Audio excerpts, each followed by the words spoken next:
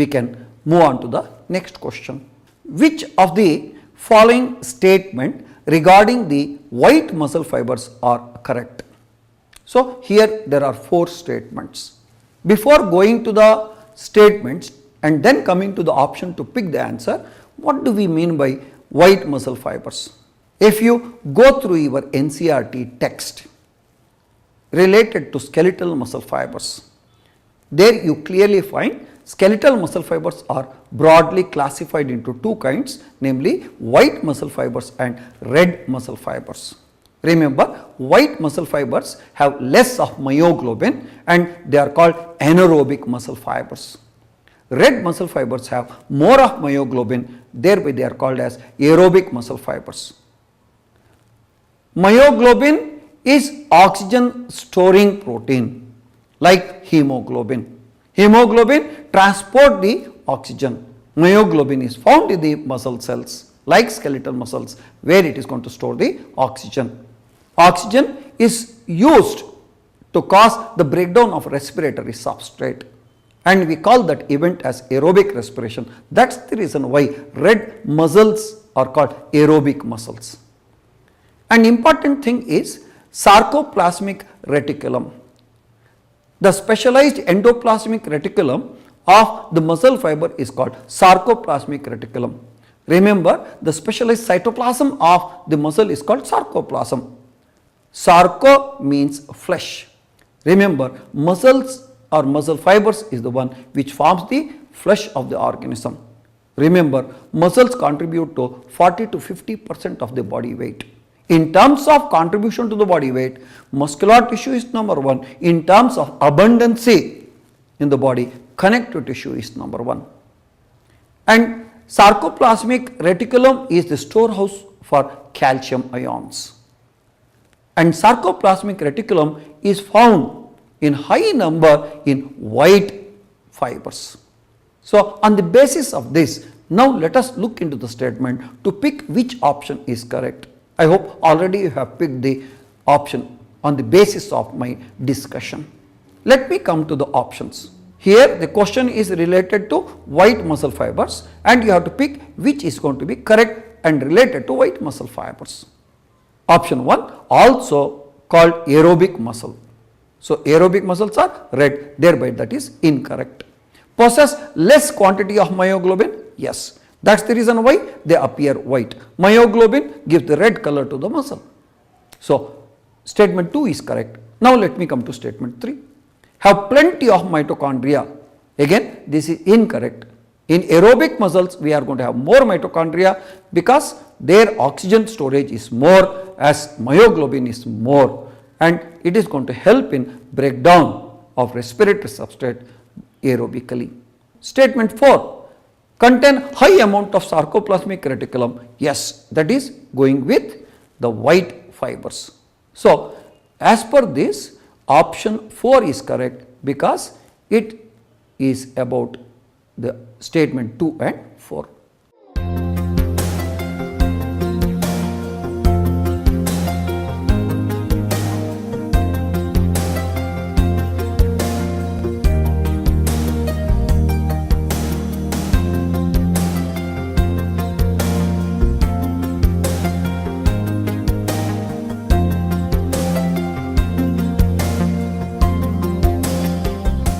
Now, let me come to the next question. Quite an interesting word is there in this question. Saltatory conduction of impulses is a characteristic feature of. My friends, remember in NCERT text you have this word. Remember, most of the questions that are going to come in NEET and SEET are going to be directly picked from the information what is there in NCERT text. Thereby, my suggestion is always consider NCERT text as the Bible. You should know what is given in NCERT text properly and you should be in a position to answer the question based on the information what is there in NCERT text. And also remember, whatever the question we are dealing here, not necessarily they have to come. We are not the paper setters, but the discussion what we are going to have here in this coaching program certainly help you to fare better in the examination, because it is going to give you the guidance what type of questions are going to come, how we have to look into the question, how we have to look into the option to arrive at the answer. If this purpose is served, then I think we have done our job. Now again I look into this question, saltatory conduction of impulse is a characteristic feature of. Remember earlier I told you Schwann cells secrete myelin sheath. I told you that nerve fiber on the basis of presence or absence of myelin sheath are classified into myelinated, non-myelinated nerve fibers. If myelin sheath is present, what is its significance? Then the answer is, it is a wonderful insulation. And also you have heard in myelinated nerve fibers there are non-myelinated areas. I hope already you know they are called as nodes of Ranvier. And in myelinated nerve fiber the impulse are going to be taken from one node of Ranvier to other. It is like jumping, it is like hopping, and we call such a conduction of nerve impulse as saltatory conduction. In a non-myelinated, continuously the impulse transmission occurs. Saltatory conduction happen to be the fastest conduction. So on the basis of it we look into the option. Saltatory conduction of impulse is a characteristic feature of. The answer is myelinated nerve fibers.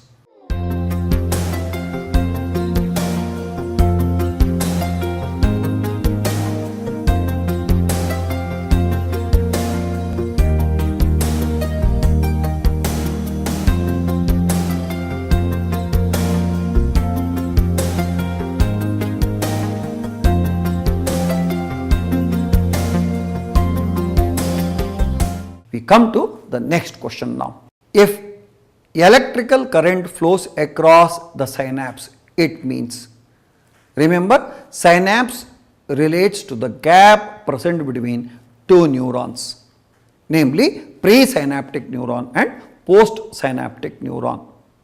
When you talk about impulse transmission across the synapse or synaptic cleft, there are two types of impulse transmission. One is electrical and other one is chemical. Electrical is the one where there is no physical gap existing between the two, and the impulse is similar to what happens in the axon, where impulses are going to be transmitted continuously.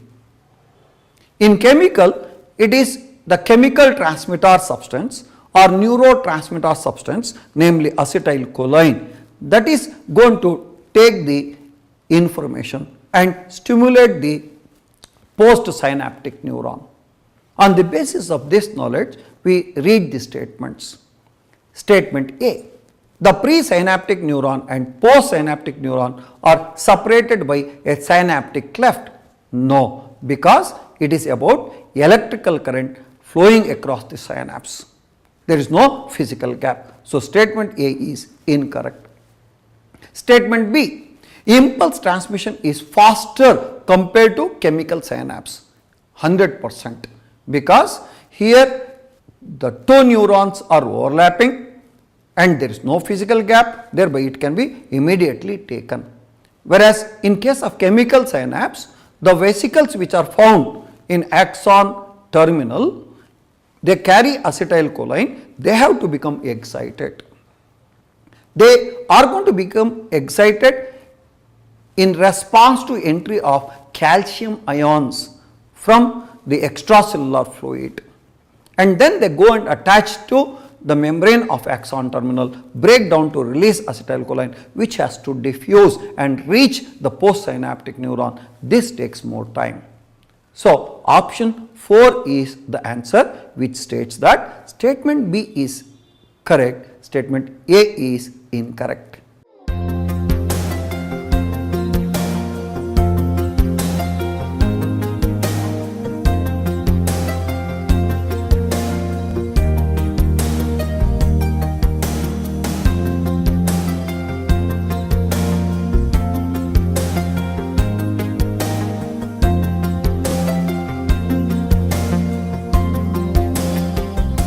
Now we move on to the next question. Which hormone is known to stimulate a vigorous contraction of uterus at the time of childbirth and milk ejection from mammary glands? Earlier, while talking about hypothalamus and pituitary gland, I have mentioned this hormone. I have prepared you actually. So, remember the hormone that is going to induce the labor, the hormone that is going to help in milk ejection is none other than oxytocin. So, option 4 is correct. Anyhow, we look into the other options also. Vasopressin, my dear friends, two hormones which are temporarily stored in the pars nervosa of neurohypophysis, actually secreted by hypothalamus, are vasopressin and oxytocin. They are two wonderful hormones, neurohormones of hypothalamus. Vasopressin is also called antidiuretic hormone. I hope all of you remember that abbreviation ADH. We call it vasopressin because it is a vasoconstrictor.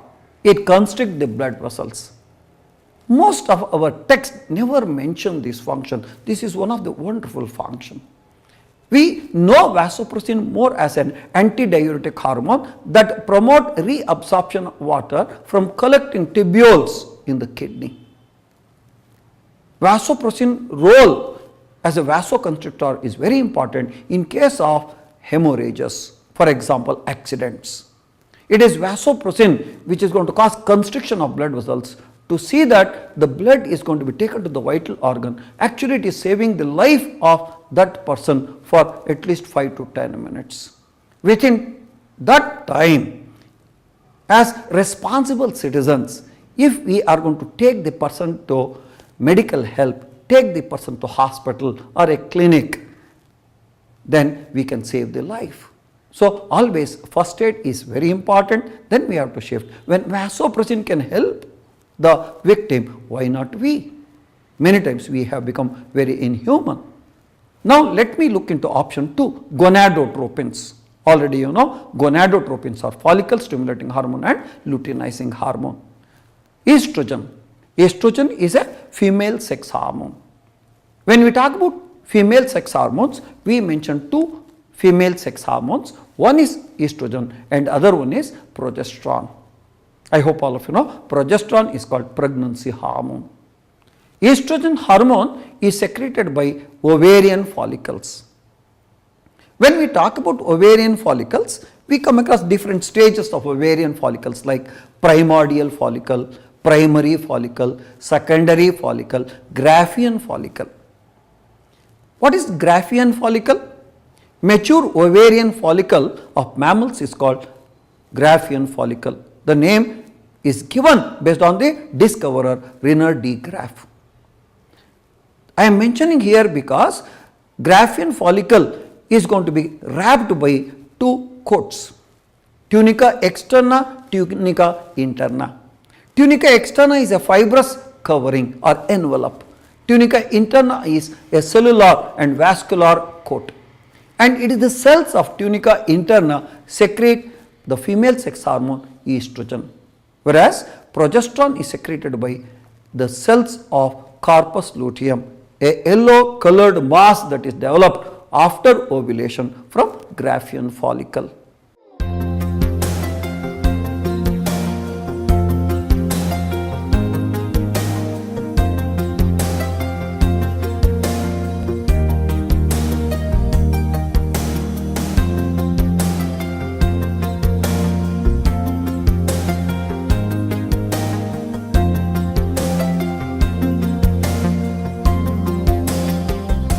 Now, we move on to the next question.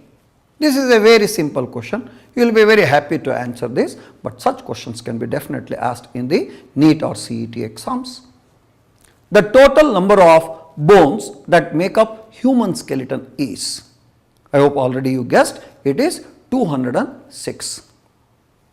But I want you to know that the bones of human skeleton can be broadly divided into two categories: axial skeleton appendicular skeleton. Axial skeleton is represented by 80 bones, whereas appendicular skeleton is represented by 126 bones. Axial skeleton means they occur in the axis of the body. Appendicular skeleton includes the bones of girdles and limbs. When you talk about girdles, I hope all of you know pectoral girdle and pelvic girdle. When you talk about limbs, we talk about pair of hands and pair of legs.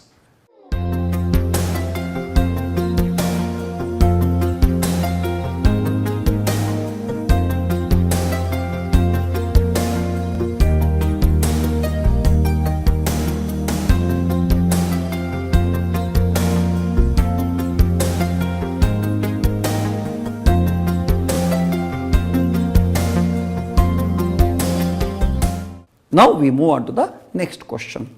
What is incorrect about human skeleton? Option 1. The axial skeleton comprised of 80 bones. In previous question I have mentioned about this. So option 1 is correct. We are looking for incorrect statement. Skull is dicondylic. I hope all of you know what is skull. Remember, skull is made up of two parts, cranium and facial bones. The cranium is represented by 8 bones, whereas facial bones are 14. Together the skull is made up of 22 bones. But when you talk about head, it also includes the bones of ear ossicles. When you talk about ear ossicles, I hope you remember in each of the middle ear we find 3 bones. What are the 3? You know, the 3 bones are stapes, incus and malleus. And that single bone which is found at the base of the tongue is called hyoid bone, which is U-shaped. When you talk about the skull, we talk about a occipital bone. The occipital bone, at this region we have an opening of the cranium.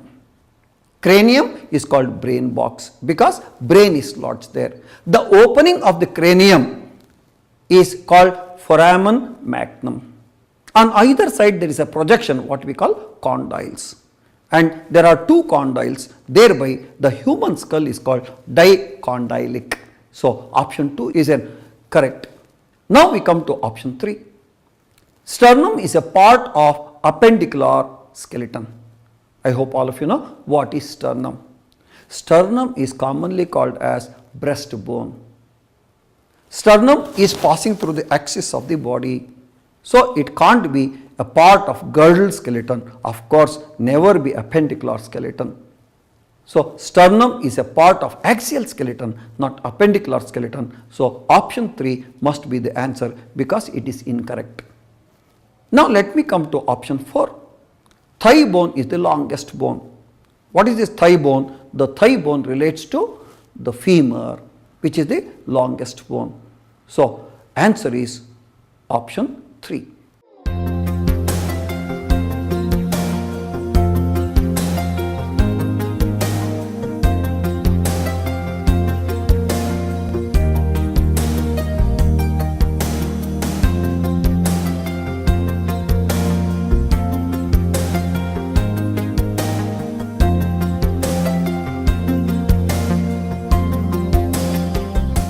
Now we move on to the next question. Pick the incorrect statements. Let me go through the options. As I go through the option, we can have a discussion. Chemical synapses are characterized by presence of synaptic cleft unlike electrical synapses. Earlier we had a discussion. We know in electrical synapses there is no physical gap, whereas chemical synapses have the gap, what is called synaptic cleft. Thereby it is a correct statement, so it is not our answer. Now we come to option 2. Chemical synapses are more common, whereas electrical synapses are rare in human body. 100% correct statement. So that is not our answer. We come to option 3. The transmission of impulse in electrical synapse is similar to impulse transmission along a single axon, that is non-myelinated axon, what we are referring to. Electrical impulse are transmitted through the axon. Same thing that happened in this case also. Even option 3 is a correct statement, so it is not our answer. Now we come to option 4. That must be correct. Let us look into it. Neurotransmitters are always excitatory and are released from axon hillock of presynaptic neuron. Wrong. Neurotransmitters, when you talk, they may be excitatory, they may be inhibitory. One of the classical example for inhibitory neurotransmitter substance is GABA. What is GABA? GABA. Gamma amino butyric acid. Remember, GABA is a inhibitory neurotransmitter substance. Acetylcholine is excitatory. And second, here it mentioned that these are released from axon hillock. What is axon hillock? It is a proximal part of the axon which is attached to the cell body, attached to the perikaryon, attached to the cytokaryon. Remember, cell body is called perikaryon because it has a nucleus. It is also called cyton. Cyton relates to cell body. So, option 4 is our answer.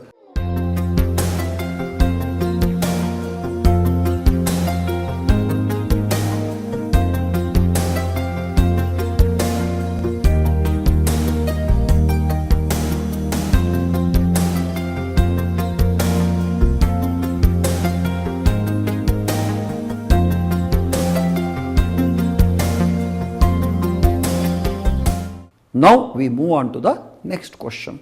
Pick the correct statement. Option 1.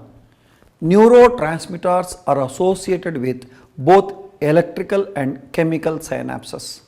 We know only in case of chemical synapses, neurotransmitters are involved. Example, acetylcholine. Option 2.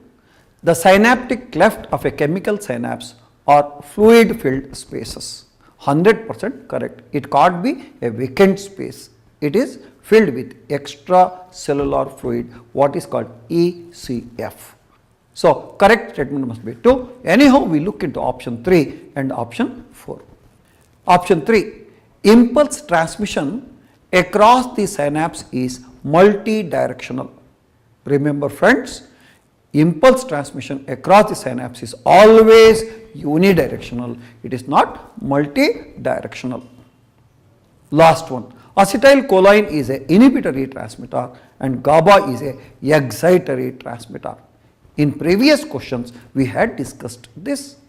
Acetylcholine is actually excitatory transmitter, whereas GABA, gamma amino butyric acid, is inhibitory transmitter.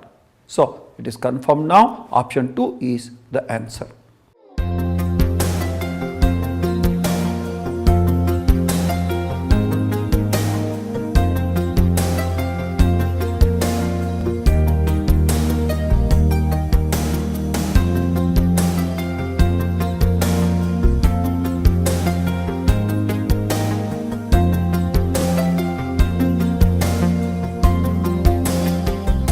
Now, we move on to the next question. Melatonin is associated with all the following except. Now, let us look into the options. Option 1 says helps in maintaining normal sleep-wake cycle or diurnal cycle. Remember friends, melatonin is a hormone secreted by pineal gland. Pineal gland is found attached to the brain. It is associated with sleep-wake cycle. So, option 1 is correct. Here we are going to look an exception which is not going with melatonin hormone. Let us come to option 2. Helps in maintaining body temperature. Yes, melatonin also plays a role in maintenance of body temperature. Option 3. Influence metabolism, pigmentation, menstrual cycle and defense capability. Yes, this is also a correct option. So, here we have to look into incorrect. Let us come to the fourth one. It regulates blood calcium level. Remember, when you talk about regulation of blood calcium level, two hormones we mention. Certainly not melatonin. And the answer is option 4. When you talk about blood calcium level, the two hormones that we mention is one related to thyroid gland and other related to parathyroid gland. Parathyroid gland secrete parathormone, which is called hypercalcemic hormone, which is going to increase the calcium level. Whereas the thyroid gland secretes calcitonin hormone, which is also called thyrocalcitonin, which is going to decrease the calcium level of blood plasma.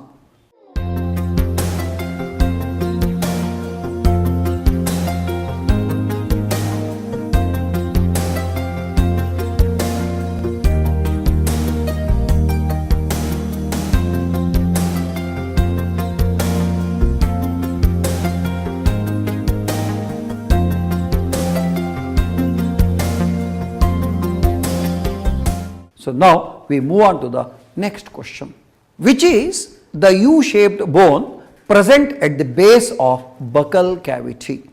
Very important. U-shaped bone, earlier I have told you while talking about the skeleton, while talking about the bones of the head. The bones of the head, I told you, include the skull bones, ear ossicle, and a tongue bone called hyoid bone. And here let us look into it. U-shaped bone present at the base of buccal cavity, that is hyoid bone. When you talk about mandible, mandible is the bone of the lower jaw. When you talk about maxilla, maxilla is the upper jaw bone. Malleus is a bone of ear ossicle.